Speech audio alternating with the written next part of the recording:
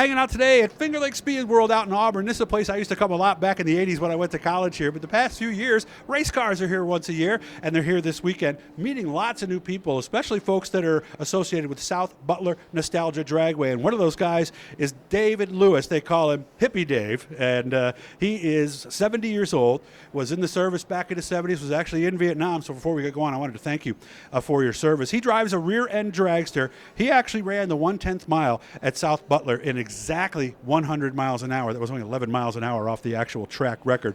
He drives a shorter version of a rear-end dragster.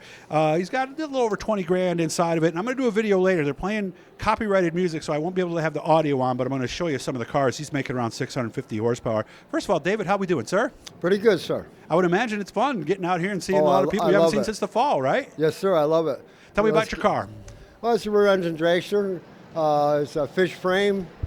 With a small block V8 in it, and we have a good time with it. I noticed it's a small block. How do you get 650 out of it? Anybody said it's a Vortec engine? It's a Vortec engine. We got a lot of head work done and crank and big cam in it and everything. We got the new 850 on it, carburetor this year, so it runs pretty good. Is it one of the faster cars at South Butler? In the top, I'm in the top 10. And there's 4 different divisions. Your division is? I'm a pro. Okay. Pro class, yes, and you've been doing it. Let me see. He actually started in the mid-'60s. So how old were you when you actually started, and what was your first car? I was about 23 years old, and it was an old Plymouth. The station wagon with a 318 in it, and I went and had a blast with it. I guess I thought you were going to tell me 383 or 440, and actually had a 318. Yeah, huh? Those days were tough, so we had the small motor, but we had a good time with it. This was at a quarter, not an 8? Yes, sir. Okay. Yes, sir. So what did that 318 run? 15, 14? Yeah, probably 14, 15, something like that. Yep, okay. You're correct. All right. And was it fast? Because I had a 318 in an old Charger. It was to me back then. Mm-hmm. Yeah, they weren't fast, but they were reliable as heck, weren't they? Oh, yeah. It got me to school every day and everything like that, so we just started racing it after that. Yeah, a 72 Charger with a 318. I bought it for $300, sold it for $300. It never once let me down, and that was the reputation. At one time, I think the 318 was the most popular motor on the planet. I believe so, at one time. Yeah. So good running car. Were you always a Mopar man early, or was that was just what we had, so that's what we ran. Then did you get other cars before you got drafted, or no? No, we ran, I ran a 78 Camaro for a little Obviously while. not before you got drafted, though. Yeah, but before that it was just the wagon. Okay. It was an old. So how many years did you race before you went to Vietnam? I raced probably 10 years. Oh, that much? Okay. Yeah. And then you took a break afterwards, or did you get right back into it? Well, no, I took a long break when 4 children, and you know how that goes. Yeah, life gets in the way of racing, basically, yes, right? Yes, you can't justify the money or the time because you don't want your kids to have an absentee dad. Exactly. Yeah, it's that simple for a lot of folks in races. So when did you get back in? Early 90s. And what did you have then? We raced that 78 Camaro I was just speaking about. That was it. And what did you have in that? Yeah, a small black Chevy. Just a 350, not much done to it? 350, nothing really specially done to it. Used to race with Apple Valley and stuff like that with it. We just, local tracks. Were they still using the 2-speed in 78, or was that now gone? No, we had that was later. We had a 3-speed in it. Oh, 3-speed. Okay. Yeah, but not a manual. We had an automatic, right? Yes, sir. And that's just from my little experience back in the 80s with my buddy who ran a bike over at ESTA. Everybody says you don't want a standard shift car when you're starting because your shifts are going to be inconsistent, and therefore your times are going to be inconsistent. Well, I can never shift as fast as an automatic anyway, so. Yeah. I still stall my Camaro every now and then just at a stoplight, so I can imagine how embarrassing that would be, right? Oh, yeah. Something broke. Yeah, something broke. It wasn't me, so. Got to blame it on something, So they only race, you told me, 4 times a year, and that's it? Well, that's all we're doing as of right now. We're trying to schedule more. Mm-hmm. It's going to take a little time and effort. We just repaved the track and got things going in the right direction now at South Butler, so we're just taking our time and doing things correctly the first time around instead of having to do it twice. That's understandable. So on an average Sunday, how many cars, if you added them all up between the 4 different divisions? And nothing I would hold you to. We're over 100 cars every Sunday we race, yes, sir. So some of these divisions have more than the 16 that you would normally have. We race a street class, a super street class, a mod, and a pro. So how did they work that? Like if there's 20 cars, does everybody qualify and only 16 gets around? At our tracks, you don't race to get beat. It's a family thing. You come and you You pay your entry fee of $30, and you can race all day long. Oh. Nobody has to go back home on the trailer if you lose once. Oh, see, that's what I was worried about. You okay.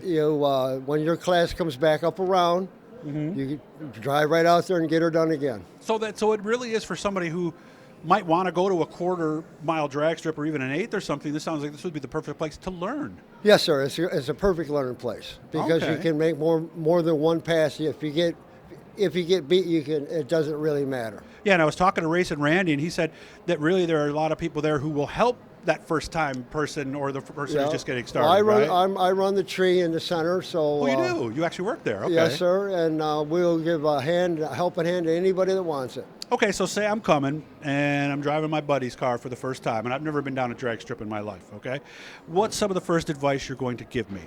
Well, make sure that you're safe all the time. That's the most important. Yeah, race safe before you race fast. Yes, sir. Make sure the car's safe, your belts, you got a helmet, and all that kind of stuff. Do I need a suit and everything, or no? No, not in a street class. Okay, You but get your into class the mod you do, or right? pro class, then you got to have a fire suit. Okay.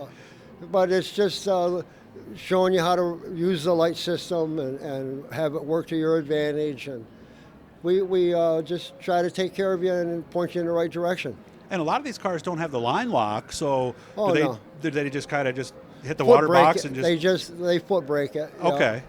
And I would imagine for a newcomer that even that could be a little Well, intimidating, it's tough. right? Yeah. You got guys that'll pull up past the lights and put their back tires at the lights instead of the front, but we don't get mad at them. We just back them up. You know what I'm saying? Okay. It's a family-oriented track.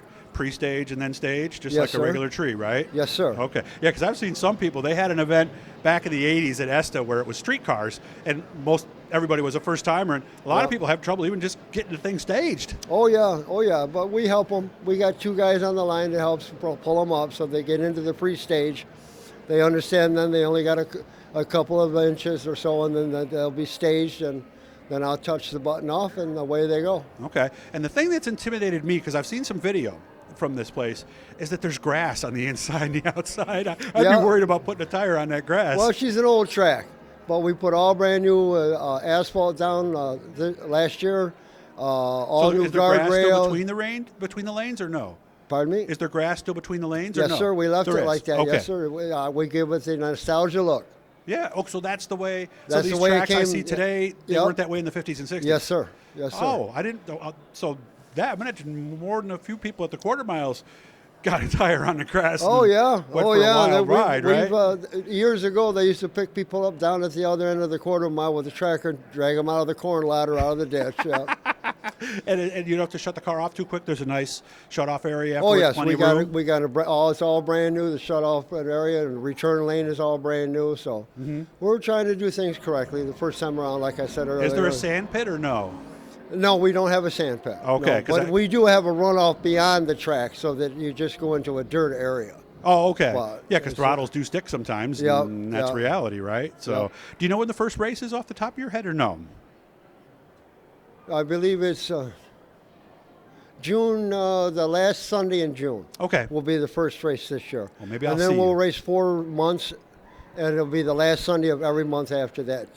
Okay, look them up on Facebook. I know they have a presence there. South Butler Nostalgia Dragway. It's about 45 minutes from Syracuse, maybe an hour, something like that. About 45 minutes, yes. Okay, Sir. so I'll be out and see you this year. I'll make sure to look for the car. I'll be looking for you. Now they're playing music, so one of the things I'm going to do is I can't have that obviously on the YouTube channel. So I'm going to kill the audio and I'm going to show you some of these cars because they do have some here. So when you see it and you go, "Where's the audio, Doug?" That's the reason why. Hippie Dave, good to meet you, man. Thank Seriously. you. Good to meet you too, sir. Hit that blue E down there in the corner. That'll subscribe. Every time we're doing something, 2,000 subscribers. We're well over 1,000 views a day. You take care of yourself, sir. You too, sir. Thank you. Thank you for your service. Looking forward to seeing you.